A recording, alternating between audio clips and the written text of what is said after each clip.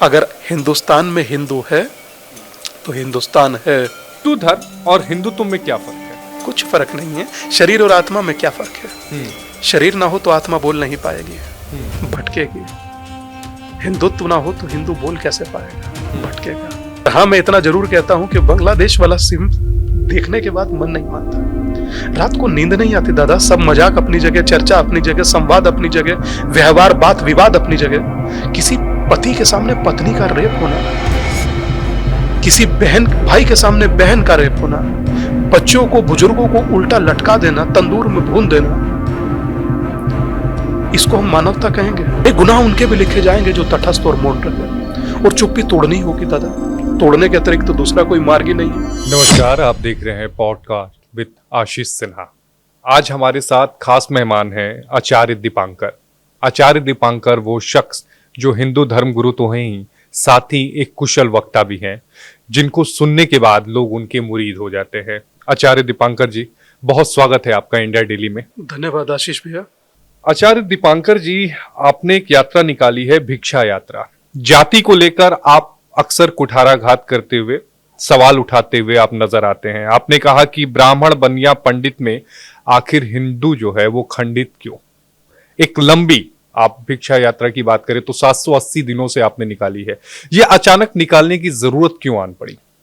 मैं अपने गुरु से सुनता था, जो अब सह शरीर नहीं है।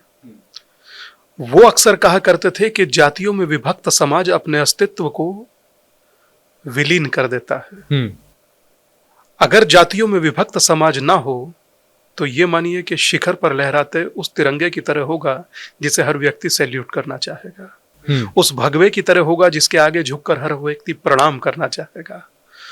तो उन्हीं का विचार था ये मेरा विचार नहीं है। उनका विचार था, मगर हाँ, उनकी इच्छा थी कि कोई व्यक्ति इसे करे।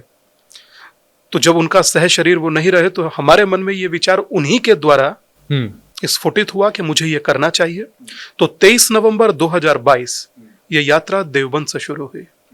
और ये यात्रा देवबंद से शुरू हुई और ये देवबंद से चलकर पहले उत्तराखंड, उत्तराखंड से दिल्ली, दिल्ली से हरियाणा। देवबंद वही जिसे आप देवबिंद कहते हैं। हाँ, हम उसे देववृंद कहते हैं। हाँ, वही देवबंद। क्योंकि आपने देवबंद बोला इसलिए मैंने आपको टोका, क्योंकि आप उसका इस्तेमाल करते नहीं है। नहीं, बेसिक हमने देवबंद इसलिए बोला क्योंकि आम लैंग्वेज में देवबंद ही कहा जाता है, मगर हम लोग उसे देववृंद लिखते हैं। हाँ, मैं इसीलिए मैंने ये कहा। अच्छा, उसके पीछे भी एक लॉजिक है आशीष भाई। देववृंद लिखने के पीछे का औचित्य ये है कि जहां देवताओं का वन हो, जहां देवता विचरण करते हो, वो देववृंद ही होता।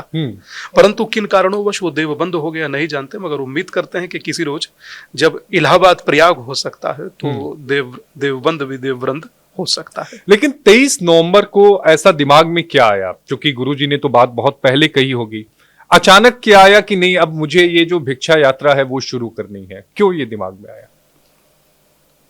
जातियों में बटा हुआ समाज बहुत जगह नुकसान उठा रहा था। कैसे? आप जब चुनाव का विश्लेषण करते हैं तो एक विश्लेषण होता है जिसमें आप कहते हैं कि मुस्लिम बाहुल्य क्षेत्र, और एक क्षेत्र में आप कहते हैं या ठाकुर इतना है, ब्राह्मण इतना है, जाट इतना है, यादव इतना है, गुजर इतना है, वाल्मीकि इतना, दलित इतना। एक तरफ आप कभी नहीं कहते सिया इतने, सुन्नी इतने, अंसारी इतने, पसमानदा इतने, अहले हदीस इतने, कमरिया इतने, गोसी इतने, ज्ञाना इतने, पसमानदा इतने। आप कभी नहीं कहते, आप कहते मुस्लिम इतने। तो जब आप उस दृष्टिकोण से एक कौम को देखते हैं, हम चाहते हैं कि एक कौम को भी उसी दृष्टिकोण से देखा जाए। हमारे मन में यह था कि जितना जातियों में बटे, चाहे हम कांधार में बटे, कटे, हिंदुकुश में बटे, कटे, पाकिस्तान में बटे, कटे, कश्मीर में बटे, अपने ही घर में बटे, तो कटे। अच्छा, कटने का अर्थ तलवार से मत लीजिएगा, ये भी मैं आपको पहले स्पष्ट कर दूं। कटने का अर्थ अपनी जड़ों से, अपने संस्कार से, अपने परिवार से, अपने व्यवहार से, अपने मित्र बंधुओं से कटना भी कटना ही होता है। पाकिस्तान के अंदर सिंध एक जगह है, सिंध के अंदर सिंधी पंजाबी एलीट माने जाते थे, विद्वान और पैसे वाले, 6 महीने में साफ हो गए। कश्मीर के अंदर वो जिन्हें हम लोग कश्मीरी पंडित कहते हैं, वैसे मैं उन्हें हिंदू कहता हूं, 6 महीने के अंदर साफ हो गया। और वर्तमान जिन्हें केरला फाइल और कश्मीर फाइल झूठ लग रही थी, बांग्लादेश फाइल लाइव चल रही है, वो देख लें। क्या वहां किसी से जाति पूछी जा रही है? मुझे नहीं लगता कि कोई जाति पूछ रहा है। ऐसा तो नहीं है कि दीपांकर जी आप बटेंगे तो कटेंगे नारे से प्रभावित हो गए? नहीं दादा, 23 नवंबर 2022 में पहली बार इसको हम ही ने बोला था। बस ये था 23 नवंबर 2022, जगह थी देवबंद का गयाना, और पर वो थोड़ा सा डिफरेंट था। फिर आप देवबंद का देवबंद बेसिक शुरुआत वहीं से हुआ था। पहला दिन था और मन में ये विचार था कि हम बोलें कि जब तक आप एक हैं, जो हमने कहा था, जब तक आप एक हैं, आप सुनामी के जैसे वेग हैं, और जब भी आप बट जाते हैं, हर गली नुक्कड़ पर कट जाते हैं। अरे वाह। तब ये विचार था 23 नवंबर 2022, तारीख इसलिए बोल रहा हूं कि आप याद रखें। आज इस विषय को देश के शीर्ष पर बैठे लोग अगर बोल रहे हैं, अगर आदरणीय मुख्यमंत्री जी ने कहा कि बटेंगे तो कटेंगे, मैं उसका अक्षरशः स्वागत करता हूं। उन्होंने तो एक, जैसे कहते हैं ना कि एक बेजुबान की वाचा को एक नए स्वर दे दिए। अगर कोई पीएम की पोस्ट पर बैठकर देश के यशस्वी मंत्री कहते हैं एक है तो सेफ हैं, मुझे लगता है इस यात्रा को सबसे बड़ी आधारशिला उन्होंने प्रदान कर दी। अगर संघ प्रमुख कहते हैं कि संगठित होना ही होगा जातियों में ना बटकर, एक कुआं, एक शमशान और एक भगवान, तो मुझे लगता है कि एक सन्यासी को इससे बड़ी भिक्षा कोई मिल ही नहीं सकती। आचार्य दीपांकर जी, हजारों किलोमीटर लंबी यात्रा आपने की, लोग मिलते होंगे, लाखों की तादाद में आपसे लोग मिले होंगे, लोगों का क्या रिएक्शन रहता है? दो बताता हूं आपको, जो दो मेरे बड़े मार्मिक और करीब हैं। 4 दिन पहले लखनऊ से आ रहा था, एयरपोर्ट पर रुका तो लाउंज में बैठे थे, 5-10 मिनट का टाइम था फ्लाइट आने में, निकलने में, तो उन्होंने कहा बैठिए तब तक। तो एक कोई सेना के ऑफिसर थे, अच्छा। नाम उनका कहूंगा नहीं क्योंकि सबकी प्राइवेसी होती है। उन्होंने कहा कि मैं मिलना चाहता हूं। हमने कहा कि आइए, कोई बात नहीं। तो लाउंज में आए, उन्होंने 2 बात 2 मिनट के लिए कही कि अगर भगवान भी मना करे तो ये यात्रा मत रोकना। अरे, ये पहला शब्द उनका था। बोले कि हम लोग सिर्फ तिरंगे के आगे झुकते हैं, मैं दिल से आपको प्रणाम करता हूं, पहला। दूसरा, हम दिल्ली से निकल रहे थे तो एयरपोर्ट सिक्योरिटी क्रॉस करते हैं, सिक्योरिटी में एक व्यक्ति थे, उन्होंने आकर कहा कि ये यात्रा मत रोकिएगा।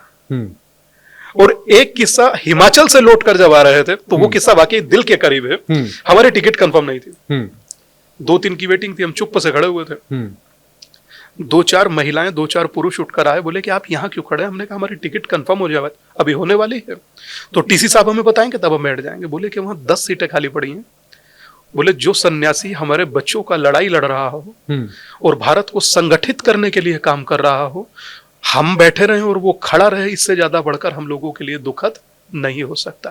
तो यकीन मानिए आशीष भाई, मेरी यात्रा की सबसे बड़ी कमाई, सबसे बड़ी दौलत, सबसे बड़ी मुझे लगता है कि जीवन की पूंजी, यही सब प्यार है जो मिलता है। एक और आपको सीक्रेट बताता हूं इस यात्रा का।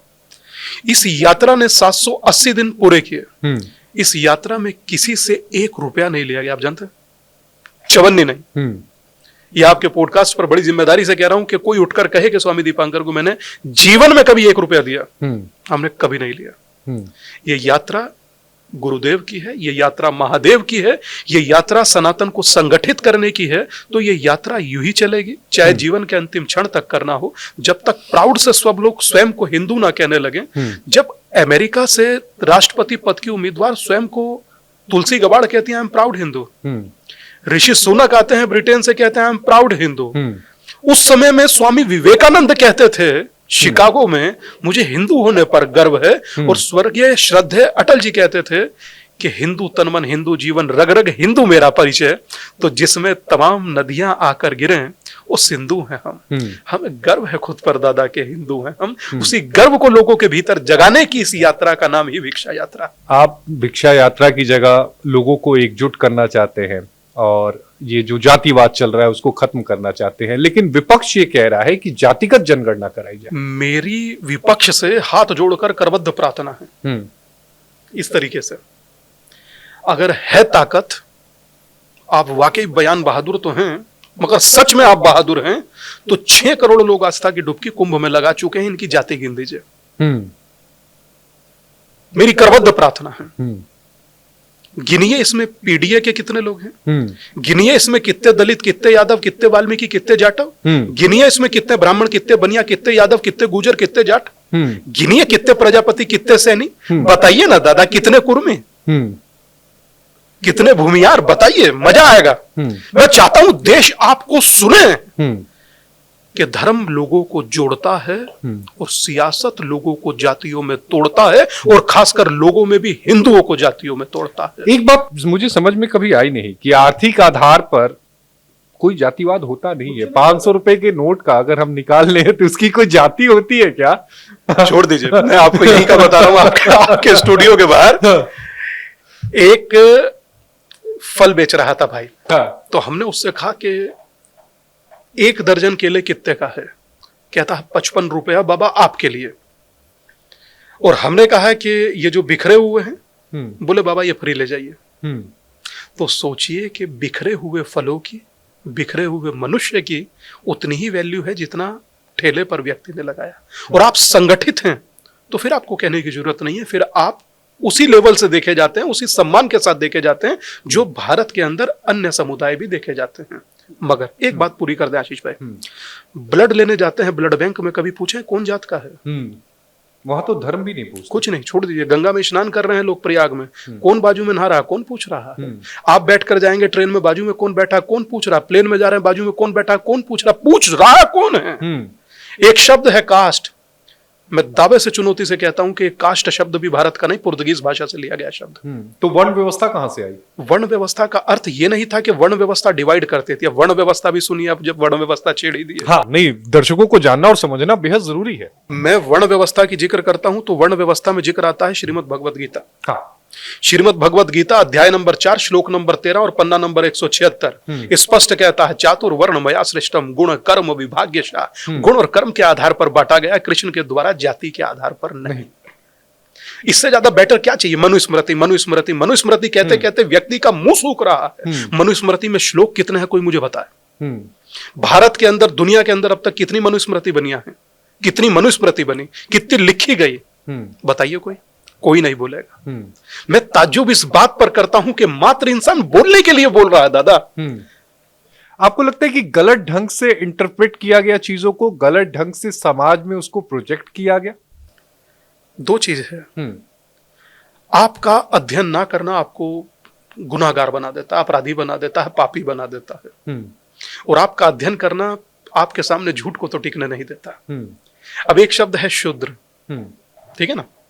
अब हम लोग कहते हैं कि फला आदमी को शूद्र बता दिया, उस आदमी को शूद्र बता दिया। हमने पढ़ा डॉक्टर B.R. अम्बेडकर का पुस्तक हुआर शूद्रास। हुआर शूद्रास के चैप्टर नंबर 1 पैराग्राफ नंबर 3 में डॉक्टर अम्बेडकर उसको कहते हैं कि शूद्र का जिक्र किसी जाति से नहीं है। अब सोचिए क्यों जोड़ते हैं? सिर्फ उन लोगों के लिए ना जो बेचारे पढ़े नहीं है। पढ़ ले तो कौन खुद को शूद्र कहेगा? कौन खाना बना कर दे रहा है और कौन मना कर रहा है और कौन किसे? दादा आज की डेट में पहला शब्द मुझे अद्भुत लगा जो आपने कहा, 500 का नोट निकालिए जेब में और किसी को दीजिए, कौन मना करेगा? देखिए फली जाति के व्यक्ति ने दिया, मैं नहीं लूंगा, लपक कर ले लेंगे और उसके बाद तुरंत जाति बता देंगे। भंडारे में बैठ के खा कौन रहा है बाजू में, कोई नहीं पूछ रहा। गंगा किनारे तुम्हारे बाजू में नहा कौन रहा है, कोई नहीं पूछ रहा। और वैसे कौन जात हो? ये सिर्फ और सिर्फ पॉलिटिकल है, सिर्फ और सिर्फ पॉलिटिकल। जिस दिन पॉलिटिकल विल के लोग किसी भी पार्टी में होकर खुद के हिंदू होने पर गर्व करेंगे, ये जातियां अपने आप विलीन होने लगेंगी और देश का स्वाभिमान उस राम मंदिर पर लहरा रहे शिखर के जैसे, शिखर पर जैसे वो भगवा लहरा रहा है वैसे ही लहराने लगेगा। चूंकि आपने राम मंदिर का जिक्र किया, एक आपको मोहन भागवत जी का एक बयान ध्यान में होगा। मोहन भागवत जी ने ये कहा कि हर मस्जिदों में मंदिर को तलाशना नहीं चाहिए। देखिए ये बयान मैंने सुना बहुत आशीष भाई, पर ये बयान मैंने देखा नहीं। आप कह रहे हैं, मैं इस बयान पर जरूर विचार रखूंगा, मगर इस बयान को देखूंगा। क्या कहा संघ प्रमुख ने मुझे नहीं मालूम, मगर हाँ संघ प्रमुख आए थे आश्रम, सहारनपुर उनका आना हुआ था। जब सहारनपुर आए थे तो उन्होंने कंधा थपथपा कर कहा था कि बहुत अच्छा कर रहे हो। और जो संघ प्रमुख या संघ कर रहा है, शायद मैं लगता है कि वो सहज भी नहीं है। शायद सेवा बस्ती में जितना सबसे ज्यादा काम करने वाला कोई संगठन है तो वो संघ है। सबसे ज्यादा एकल विद्यालय चलाने वाला कोई संगठन है तो वो संघ है। कहीं सबसे ज्यादा लोगों को आपदा में राहत पहुंचाने वाला कोई संगठन है तो वो संघ है। और वो भारत नहीं दुनिया का सबसे बड़ा संगठन है, RSS जिसे हम कहते हैं। तो मैं समझता हूं कि किस भाव से किस बात को कहा गया, जब तक वो मर्म समझ नहीं आया। चलिए हम उनकी उस बात को हटा देते हैं, लेकिन क्या आप मस्जिदों में मंदिरों को ढूंढेंगे? मैं समझता हूं कि जो चीज प्रत्यक्ष है अब जैसे काशी और मथुरा है, वो तो आप हमसे कहिए कि जिस्म से आत्मा को अलग कर दें, हम तो भी नहीं मान सकते। शिव हमारे शीश हैं, कृष्ण हमारी प्रज्ञा है और राम हमारे प्राण हैं। राम मंदिर बना है, मथुरा और काशी बाकी है। निसंदेह कोई सन्यासी होगा वो इससे कभी विचलित नहीं हो सकता, तटस्थ होकर कहेगा निसंदेह वो भी मुक्त होने चाहिए। कौन से देश का आराध्य है जो अपना केस लड़ता है, जो केस लेकर के आज विपक्ष में बैठकर ये कह रहे हैं कि हम चाहते हैं कि प्लेसेस ऑफ वर्शिप एक्ट जैसा है वैसा ही रहे, उस पर कोई सुनवाई ना हो और उसको एज इट इज मेंटेन उसके स्टेटस को किया जाए। वो खुद पूछें कि क्या वो हिंदुओं के साथ हैं, हिंदुओं 100 करोड़ लोगों की आस्था के साथ हैं या खिलाफ हैं। मुझे लगता है कि लोग साथ होंगे, और अगर उसके बाद कोई खिलाफ हो रहा है तो निसंदेह वो अपना भविष्य स्वयं लिख रहा है। तो आचार्य दीपांकर जी, आप ये बताइए कि आप केवल 2 जगह मंदिर ढूंढेंगे, यानी भोजशाला को नहीं ढूंढेंगे, संभल नहीं ढूंढेंगे, अटाला मस्जिद नहीं ढूंढेंगे? मैंने किसी को मना नहीं किया, मगर मैंने आपसे शुरुआती 2 मजबूत दावे किए आप। नहीं, मैंने सिर्फ ये कहा है कि ये 2 मंदिर हम लोगों की आस्था है, हम लोगों का केंद्र है, और जहां जहां प्रमाण मिलेगा निसंदेह इंसान कानूनी मार्ग अपनाता ही है। कैसे उसको मना कर दिया जा सकता है? तोड़ते समय भी लोगों को विचार करना चाहिए था ना। और जो टूट गए और जो अब चीज सुधर सकती है, बताइए ना, कोई एक हाथ आगे बढ़ रहा है ये कहने के लिए कि नहीं इन बातों को खत्म किया जाए। नहीं भाई, ये जो बनता है काशी वाला मथुरा वाला, नहीं भाई, उनको बात किया जाए हिंदू समाज से और हिंदू समाज को सौंपा जाए, और हम उनको बड़ा भाई कहते हैं। कौन बड़े भाई को रुलाता है? कौन बड़े भाई के आराध्य को कोर्ट में बुलवाता है? मुझे पता नहीं आपको कितना पता, मगर इतना मुझे जरूर पता है कि जब पैरवी होती थी, कहा जाता था राम लला हाजिर हो, तो आप जानिए क्या होता होगा दिल पर। हम लोग अपने देश में अपने मोबाइल में तमाम चीजें रखते हैं। मैंने तो चूंकि 20 साल से मैं सुप्रीम कोर्ट ही कवर कर रहा हूं, मुझे वो दिन भी याद है कि जब त्रिपाल जब चेंज होता था प्रभु श्री राम का अयोध्या में, तब उसके लिए भी सुप्रीम कोर्ट से मजिस्ट्रेट से परमिशन लेनी पड़ती थी। तुलसी का पत्ता पोंछते पोंछते बासा हो जाता था। वस्त्र बदलने से लेकर टेंट बदलने तक की चीजों को हम बहुत बारीकी से देखे हैं। एक बार देखने के बाद दोबारा देखने की हिम्मत नहीं हुई जब टेंट में छेद देखा। तो मेरा मानना यही है कि किसी दुनिया में ऐसा नहीं होगा जो भारत में हुआ है या जो हो रहा है, किसी देश का आराध्य केस चल रहा हो। तो आप ये चाहते हैं कि ये सारी चीजें मतलब दे दी जाए, अगर कहीं सनातन संस्कृति की निशानियां हैं तो वो सनातन के कम से कम काशी मथुरा 100 करोड़ लोगों की आस्था का केंद्र है। कम से कम काशी मथुरा 100 करोड़ लोगों की आस्था का केंद्र है। बड़ा दिल दिखाकर इस पर लोगों को आगे बढ़ना चाहिए था, मुस्लिम समाज को आगे बढ़ना चाहिए था। जब नहीं बढ़ा तो जब कोर्ट का सहारा लिया, अब कोर्ट का सहारा लिया तो सब कोर्ट के माध्यम से ही अब चल रहा है। चाहे वो संभल में जो वहां पर पुरातत्व विभाग गया, वो कोर्ट ही की डिसीजन से गया, मगर उसका जो अनहोनी हुआ नतीजा सब लोगों ने देखा। इसका अर्थ यह है कि कोई अगर कोर्ट को भी नहीं मानेगा, पुलिस को भी नहीं मानेगा, संविधान को भी नहीं मानेगा, मगर हाथ में संविधान लेकर जरूर बोलेगा, तो ये नाटक दिखता है। नाटक दिखता है, फिर नाटक दिखता है। अच्छा, एक बात बताइए, क्या आप इस बात को मानते हैं कि जो हुकूमत रही है इसके पहले की, उन्होंने वक्फ बोर्ड मुसलमानों के लिए और वर्शिप एक्ट हिंदुओं के लिए दिया? 100%। इसमें मानने की जरूरत नहीं है, जानने की जरूरत है, और मैं जान ही रहा हूं। मैं मानूंगा नहीं, जानूंगा।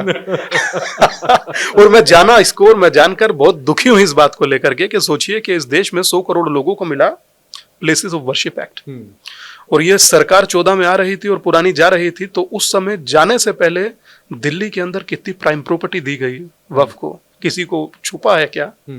और वक्फ की क्या स्थिति है आज, किसी से छुपी है क्या? संभल के अंदर क्या हो रहा है, किसी से छुपा है क्या? संभल कितने वर्ग किलोमीटर में है आप जानते हैं? नहीं, अभी मुझे नहीं। 5 वर्ग किलोमीटर में समूचा संभल है। 5 वर्ग किलोमीटर में समूचा संभल। और अब्दुल सनत ने 7 वर्ग किलोमीटर ऑलरेडी वक्फ को दे दी। आप सोचिए इससे बड़ा क्या ब्लंडर हो सकता है? आपके पास रुपए 5 है और आपने मुझे 7 दिए। Can you imagine?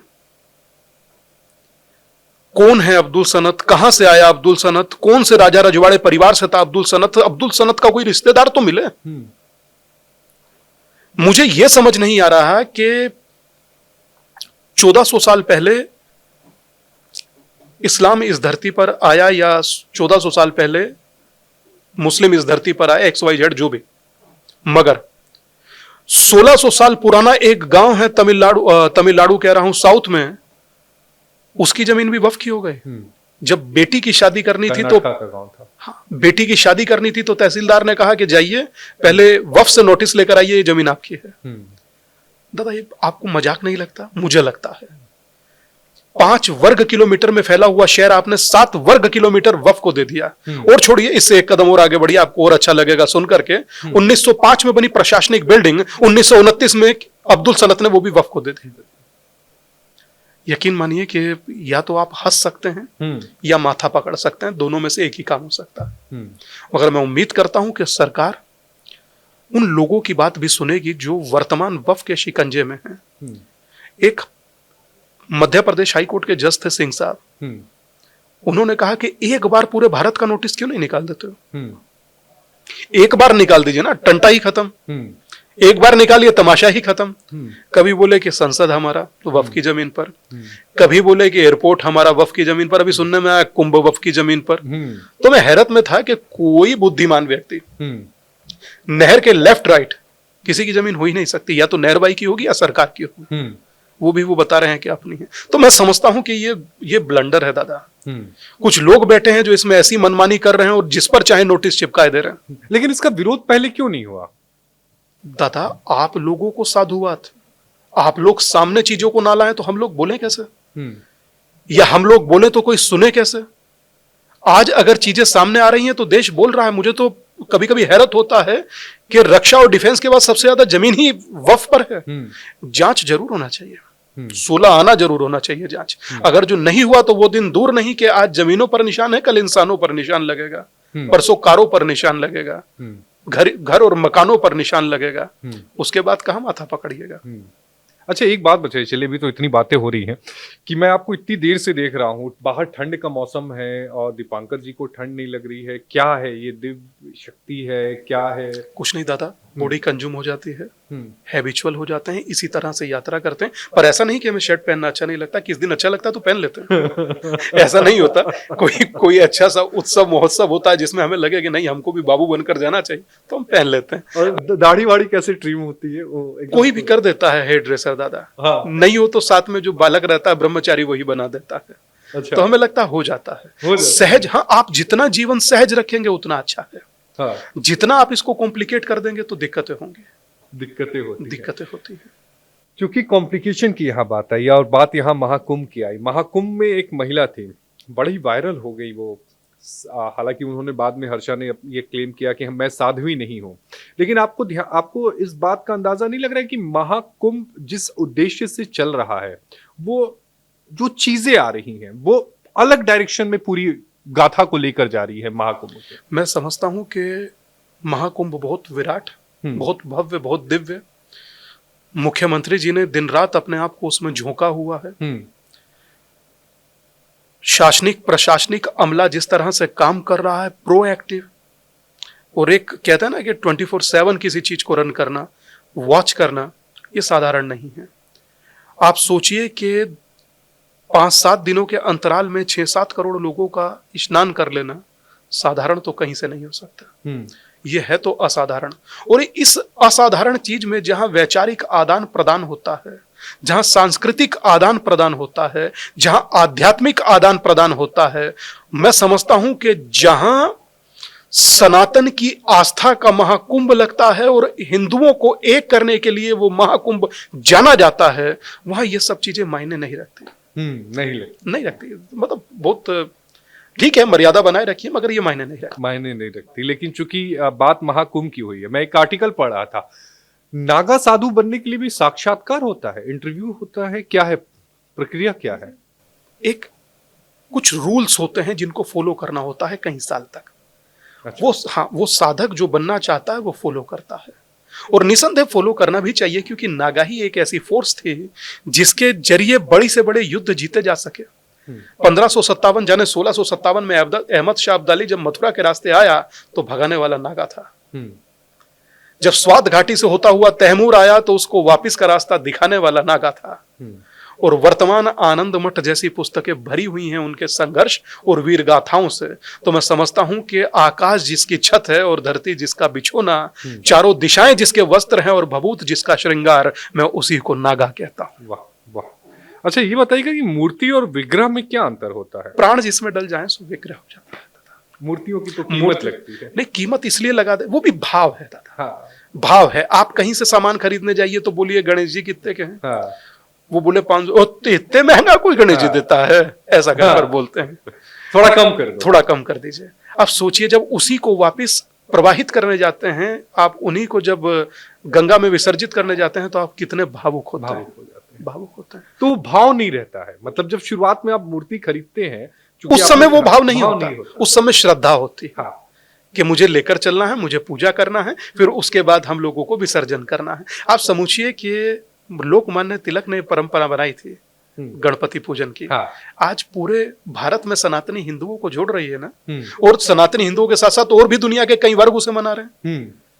तो मुझे लगता है कि जो चीज जोड़े वो महत्वपूर्ण, जो चीज तोड़े वो महत्वपूर्ण नहीं हो सकती। और इस देश को जातियों में तोड़ने का काम इस देश में सियासत ने किया।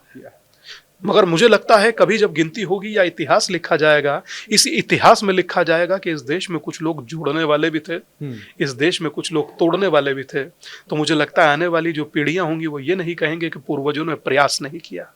मगर एक बात अपने हाथ दिल पर रखकर कोई भी जो इस पॉडकास्ट को हमारे बाद देखे टीवी पर या यूट्यूब पर सुने, वो XYZ सोचे जरूर कि बांग्लादेश देखने के बाद रात में नींद आती है। मुझे तो नहीं आती, आपको आती है।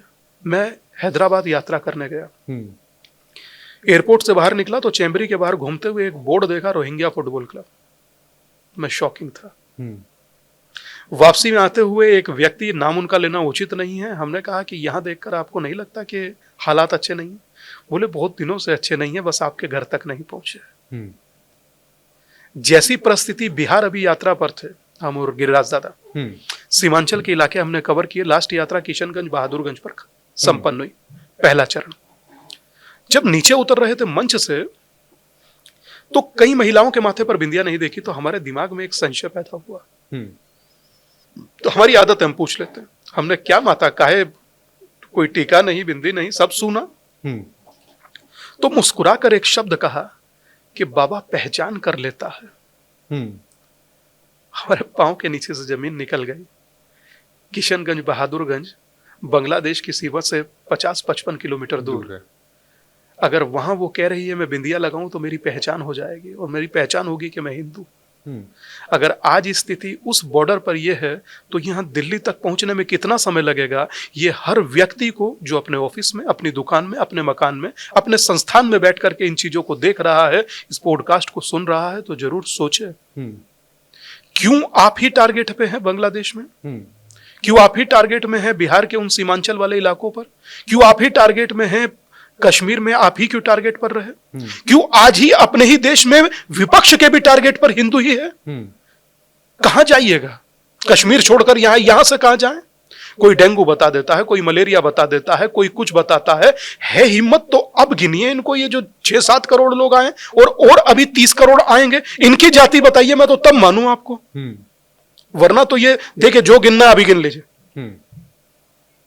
किसने किस जाति के अभी गिन लीजिए। बाद में अगर जो गिनने की बात कहेंगे और जाति जनगणना का नाटक करेंगे तो ये अच्छा नहीं होगा। अभी गिनिए जितना गिनना है। गंगा किनारे सब खड़े हैं, गिनिए और बताइए कौन कितने लोग डुबकी लगा गए, कौन किस जाति के थे। मुझे तो लगता है वो सब अपने आप को सनातनी समझकर डुबकी लगा रहे हैं। आप उनकी जाति गिन दीजिए, सिंपल। हिंदुओं को तोड़ने की कोशिश 100% अब से नहीं, पहले से की जा रही है। 1931 British census commissioner Herbert Risley वो कहते हैं जिनकी माथा ऐसा वो उच्च जाति, जिनकी ठोडी ऐसी वो उच्च जाति, जिसकी आंखें ऐसी वो उच्च जाति, जिसके कंधे ऐसे वो निम्न जाति। हमने नहीं कहा कभी कि तेली ऊंचा है माली, लोहार ऊंचा है सुनार। हमने तो हमेशा कहा कि भारत की धरती का केंद्र बिंदु हिंदू। हमने कभी नहीं बांटा। अच्छा, इन 780 दिनों में जो आपने यात्रा की, इन यात्रा में आपने क्या महसूस किया देश में? कि लोग जातियों से ऊपर उठकर एक होने के लिए बेबस तैयार हैं। बेबस कहना उचित नहीं होगा, लोग जातियों से ऊपर उठने के लिए आतुर हैं, तैयार हैं। सिर्फ चाहिए था कि कोई तैयारी और शुरुआत करे, तो वो शुरुआत महादेव ने हमसे करा। लोग आपके पास आते हैं तो क्या कहते हैं? कहते हैं कि इससे ज्यादा अच्छा यात्रा हो नहीं सकता, रोकिएगा मत। बोले थोड़ा सा कठिन है, चुनौतियां अधिक है, मगर यात्रा मत रोकिएगा। अच्छा, एक सवाल ये भी होता है कि हिंदू धर्म को आखिर राजनीति के जरिए टारगेट कौन करना चाहता है? हिंदू ही करते हैं क्षणिक राजनीति के सुख के लिए, मगर ये भूल जाते हैं कि अगर जो हिंदुस्तान में हिंदू नहीं बसा तो आप बसेंगे। जहां हिंदू घटा है वहां संविधान फटा है दादा। इसी देश के अंदर शुक्रवार की छुट्टी होने की चर्चा हुई तो कहां थे आप लोग? इसी देश के अंदर मनुस्मृति पर आप लोग 50 शोर मचाते हैं, और आपका शोर मचाना जायज, आप मनाइए, मगर यह देश संविधान से चलता है, मनुस्मृति से नहीं चलता। मगर इसी देश में जब शुक्रवार की छुट्टी की चर्चा हुई तब आप मौन क्यों हो गए? अपने ही देश में 9 राज्यों में हिंदू अल्पसंख्यक हो गए, तब आप मौन क्यों हो गए? मैं समझता हूं कि इससे ज्यादा दुखद, इससे ज्यादा ब्लंडर, इससे बड़ा मुझे लगता है भारत के अंदर ऐसा मैंने कभी नहीं देखा जो आज मैं भारत के अंदर देख रहा हूं। एक बात मैं आपके जितने दर्शक हैं उन सब से भी कहना चाह रहा था, मनुस्मृति जी ठीक है, संसार में जितनी लिखी गई इसमें अब तक के जितने श्लोक जोड़े गए हैं वो है 2685 श्लोक मनुस्मृति में, जो दुनिया भर में अब तक मनुस्मृति बनी है। ठीक, उसमें से 2685 श्लोक में से 1471 श्लोक मिलावटी हैं। वो मिलावटी हैं जिसको आप कहते हैं ना कि अंबेडकर जी ने मनुस्मृति को जलाया था, तो वो 1470 श्लोक वो हैं जो मनुस्मृति के जो उन्होंने जलाया। आज मनुस्मृति शुद्ध और एकदम, जो मनुस्मृति सच में जो सम्मान करती है नारी का, जो हम लोगों को बताती है हमें जीना कैसे चाहिए, उसके श्लोक हैं 1214। अच्छा, तो सोचिए कि हम लोग किए क्या, हम लोग कर क्या रहे हैं? गलत को गलत कहने में हम लोग भयभीत हो रहे हैं। हम लोग सही को सही तो बोल सकते हैं ना। तो जो सही है वो ये है, जो गलत था वो जल गया। तो हमें लगता है सही के साथ खड़ा होना। अच्छा, क्या किसी ने आजकल चलता भी है, लोग खुल के कहते हैं कि अगर हिंदू बात करता है हिंदुत्व की तो वो कट्टर हो जाता है। अगर आप चाहें तो सूरज से उसकी रोशनी अलग कर दीजिए, फल से उसका रस अलग कर दीजिए। नहीं कर सकते ना, तो फिर हिंदू से हिंदुत्व को कैसे अलग करेंगे? भाई साहब, श्वेत भी मैं हूं, शुद्ध भी मैं हूं, विरुद्ध हो मेरे तो युद्ध भी मैं हूं, इस धरती का मैं केंद्र बिंदु हूं, प्रणाम भाई साहब मैं ही हिंदू हूं। उसमें कुछ बहुत बड़ी रॉकेट साइंस नहीं है, और उसको आपको सहृदय स्वीकार करना चाहिए, क्योंकि इस देश की आत्मा है हिंदुत्व और हिंदू। सनातन इस देश की आत्मा है, जो बिना किसी निमंत्रण के हजारों करोड़ों लोगों को बुला देता है एक जगह विशेष पर, उसी को सनातन कहा जाता है, जिसे supreme court way of life कह देता है, जिसे स्वामी विवेकानंद अपना गर्व कह देते हैं, जिसे आज भी नागा अपना अस्तित्व मानते हैं। अगर आप उससे विलीन करना चाहेंगे तो आप स्वयं विलीन हो जाए। आचार्य दीपांकर क्या मानते हैं? मैं मानता हूं कि यह अपना मेरा सबसे बड़ा स्वाभिमान है। हिंदू धर्म में पैदा होना मेरा स्वाभिमान है, हिंदू धर्म को जीना मेरा स्वाभिमान, मेरा गर्व है।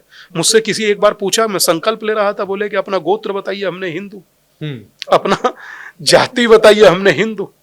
है हिंदू तो है हिंदू, बात खत्म। अब बटना तो नहीं है दादा, अब बटने का नाटक तो बंद। क्योंकि आपने बांग्लादेश का जिक्र किया, बांग्लादेश में जो हो रहा है कमोबेश वैसा ही पाकिस्तान में हुआ था जब भारत और पाकिस्तान अलग हो गए हैं। ऐसे में आप जैसे जो हिंदू विचारक हैं, जो हिंदू धर्म गुरु हैं, क्या आप लोगों ने सोचा है, क्या कुछ किया जा सकता है वहां? मुझे लगता है कि जो आज यात्रा मैं कर रहा हूं, मेरी करबद्ध प्रार्थना देश के प्रत्येक सन्यासी से, संत महंत से, ऋषि महर्षि से, सब महापुरुषों से है जो मुझसे बड़े हैं। अब आश्रम से बाहर निकलकर सबको संगठित करने का वक्त है। आप सब भी अपनी अपनी आहुति इस यज्ञ में जरूर दें। आपको जान का भी खतरा है, मैंने पढ़ा। मैं ये सब कैमरे पर कहूं उचित नहीं, यहाँ चुनौतियां जरूर हैं। ये सारी चुनौतियां हैं, चुनौतियां जरूर हैं। एक आखिरी सवाल का जवाब दीजिएगा। सवाल थोड़ा सा पेचीदा सा भी है कि वैसे आप प्यार से सारे पेचीदा सवाल पूछ लिए ऑलरेडी। हिंदू धर्म और हिंदुत्व में क्या फर्क है? कुछ फर्क नहीं है। शरीर और आत्मा में क्या फर्क है? शरीर ना हो तो आत्मा बोल नहीं पाएगी, भटकेगी। हिंदुत्व ना हो तो हिंदू बोल कैसे पाएगा, भटकेगा। एक ही है, कुछ अलग नहीं। तो आप जीवन शैली मानते हैं हिंदुत्व को, जिंदगी जीने का तरीका है। आप सोचिए कि 780 दिन की यात्रा में आशीष भाई अगर किसी के विरोध में एक शब्द नहीं बोला तो ये सनातन है। पूरे 780 दिनों की यात्रा में ना किसी मुस्लिम के विषय में एक शब्द बोला, ना किसी क्रिश्चियन के विषय में शब्द बोला, मगर हाँ हिंदुओं को संगठित करने के लिए 1000 शब्द बोले। आप पिछले 40 मिनट के पॉडकास्ट में भी आपने किसी के खिलाफ कुछ नहीं बोला, आपने हिंदुत्व की ही बात कही, लेकिन अब भावुक क्यों हो जाते हैं? भावुक इसलिए हो जाता हूं क्योंकि कुछ चीजें देख चुका हूं, देखकर दुख होता है दादा। और मुझे लगता है मुझे नहीं, क्या दादा क्यों होता है? क्या ऐसा क्या मतलब आपने देखा कि जिससे बहुत ज्यादा, मैंने आपका देखा, कई सारे वीडियोस देखे जब मैं पॉडकास्ट करने जा रहा था, तो कई जगहों पे मैंने आपको भावुक देखा। बेसिक मेरा स्वभाव है और मैं अपनी बातों को ऐसे ही कहता भी हूं, पर हाँ मैं इतना जरूर कहता हूं कि बांग्लादेश वाला सिम देखने के बाद मन नहीं मानता, रात को नींद नहीं आती दादा। सब मजाक अपनी जगह, चर्चा अपनी जगह, संवाद अपनी जगह, व्यवहार बात विवाद अपनी जगह, किसी पति के सामने पत्नी का रेप होना, किसी बहन भाई के सामने बहन का रेप होना, बच्चों को बुजुर्गों को उल्टा लटका देना, तंदूर में भून देना, इसको हम मानवता कहेंगे? अगर कहेंगे तो फिर मुझे लगता है सर इससे बढ़कर दोगलापन कुछ नहीं हो सकता। सोचिए कि ब्रिटिश में पार्लियामेंट चर्चा हो रही है, ब्रिटिश पार्लियामेंट में, भारत की पार्लियामेंट में चर्चा क्यों, प्रस्ताव पास क्यों नहीं हुआ संविधान का? संविधान को हाथ में लेकर क्यों लोगों ने नहीं कहा? क्यों यूएन के लिए चिट्ठी नहीं लिखी गई? कहा जाता है कि वो नोबेल पुरस्कार प्राप्त किए हुए व्यक्ति है शांति का, कहते हैं ना कि पीस पुरस्कार है, वहां तो पीसीस करा दिए भाई ने, कोई व्यक्ति क्यों नहीं बोला? क्या नहीं लगता नोबेल जो टीम होती है या जो अथॉरिटी होती है जो देती है, ये वापस लेना चाहिए? कहां है वो लोग? कहीं कोई सुगवाहट नहीं, फिलिस्तीन पे हमला हो जाता है, हर जगह शोर मच जाता है। मुझे दुख इसी बात का है कि अपने ही हिंदुस्तान में, अपने ही हिंदू नेताओं के सामने हम लोग स्वाहा होते जा रहे हैं, भभूत होते जा रहे हैं, मगर किसी को फर्क नहीं पड़ता। मगर मैं फिर कहूंगा कुछ पॉलिटिकल लोग ऐसे हैं जिन्हें मैं व्यक्तिगत देख रहा हूं एक लंबे समय से, मुझे पूरी उम्मीद है कि कुछ कर गुजरेंगे, मुझे पूरी उम्मीद है कि कहीं खड़े होंगे, कहीं तो ताल ठोक कर कहेंगे कि हम हैं सनातन के संगठित करने वालों के साथ, हम हैं सनातन की रक्षा करने वालों के साथ, या हम सनातन की रक्षा कर, वरना कौन रक्षा करेगा दादा? किसी का 57 कंट्री, किसी का 100 कंट्री, आपका कौन सा कंट्री है? और कश्मीर से भागकर यहां से कहां जाएंगे? अपने ही देश में अगर अपने ही कई राज्यों में अल्पसंख्यक हो और अल्पसंख्यक होने के बाद भी आपको अल्पसंख्यक होने का लाभ ना मिले, आपसे बढ़कर दंश कौन झेलेगा? और मुझे उसके बाद अधिक दुख तब होता है, देखता हूं और लोगों को मौन रह जाए देखता हूं तो मुझे दिनकर की वो चुप्पी टूटेगी। नहीं, गुनाह उनके भी लिखे जाएंगे जो तटस्थ और मौन रहे, और चुप्पी तोड़नी होगी दादा, तोड़ने के अतिरिक्त तो दूसरा कोई मार्ग ही नहीं है। वरना जिस मार्ग को आप तलाशना चाह रहे हैं, मुझे लगता है वो मार्ग अंधी गुफाओं में जाता है, जिसका कोई प्रकाश और सवेरा नहीं है। अगर हिंदुस्तान में हिंदू है तो हिंदुस्तान है, वरना तो आज कई राज्यों में आपको छुट्टी शुक्रवार की दिखी है, भविष्य में और दिखेंगे। कोई कहेगा कि फ्राइडे का कर दीजिए, कोई कहेगा सैटरडे का कर दीजिए, तो ये नाटक बढ़ेंगे। आचार्य दीपांकर जी, मैं तो अपनी बात एक ही लाइन से खत्म करना चाहूंगा कि अगर जिंदा हो तो जिंदा नजर आना बहुत जरूरी है। मैं 100% आपकी बात से सहमत हूं। मैं पूरा कर देता हूं कि उसूलों पर आए तो टकराना जरूरी है, जिंदा अगर हो तो जिंदा नजर आना जरूरी है। और अगर परिस्थिति आपके सामने विकराल हो जाए तो तनिक भी आपका संकुचित होना जरूरी नहीं होता, आपका जरूरी होता है उसके सामने चट्टान की तरह खड़ा हो जाना। और भगवान कृष्ण ने जब स्पष्ट कर दिया कि स्वधर्मे निधनम शेया परधर्मो भयावह, अपने धर्म में मृत्यु भी सम्मान है और दूसरे का धर्म भय क्रांत करता है, तो मुझे लगता है कि मुझे योगेश्वर के रास्ते पर चलना चाहिए। बेहद खूबसूरत आपने बोला, और आपको सुनकर समय का पता नहीं चला, और उम्मीद है कि हम जल्द एक फिर नए पॉडकास्ट पे मिलेंगे। और जो आपकी यात्रा चल रही है, उम्मीद है कि इस यात्रा में जिस मकसद से आप निकले हैं, ईश्वर उस मकसद में आपको कामयाबी दे। आचार्य दीपांकर जी, आपका जुड़ने के लिए, आपका आने के लिए और समय देने के लिए बहुत बहुत शुक्रिया। आपका भी धन्यवाद आशीष भैया, इतने प्यार से वार्ता करने के लिए और प्यार से सब पूछ डालने के लिए। आपका, आपके दर्शकों का अनंत आभार। बस इस शब्द के साथ कहूंगा कि समूचा पॉडकास्ट सुनकर विचार कीजिएगा। नमस्कार। Thank you.